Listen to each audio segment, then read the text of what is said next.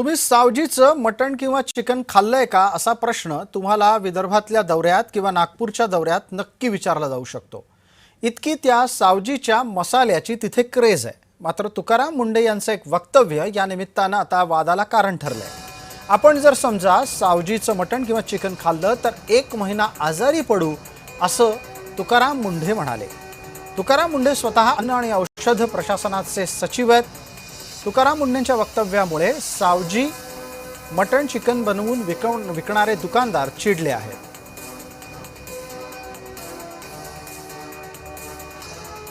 बाजरीपासून तेलापर्यंत असा एकही पदार्थ नाही की त्याच्यामध्ये भेसळ आढळत नाही. आणि आपण काय म्हणतो, हॉटेलमध्ये गेलो, अरे मला चांगलं जेवण दे, स्पायसी दे. इकडे तर्री पण काहीतरी इकडे एक मोठा प्रकार आहे, ते दे. नागपूरला तर कोणतं ते चिकन काय असं सावजी, म्हणजे सावजी जर माझ्यासारख्या माणसांना खत करून 1 महिन्यात हॉस्पिटलमध्ये जाईल अशी परिस्थिती आहे.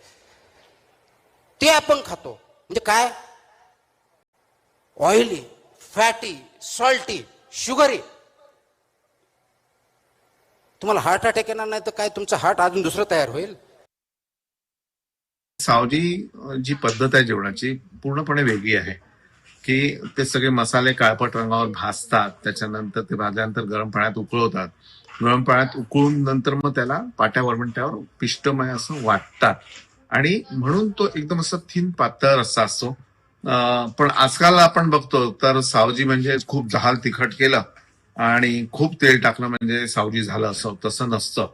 जी प्रोसेस ओरिजिनल आहे तशा पद्धतीने जर तुम्ही सावजी खाल्लं किंवा बनवलं तर ते जळजळ होणं जो प्रकार असतो तो त्याच्यामध्ये होत नाही.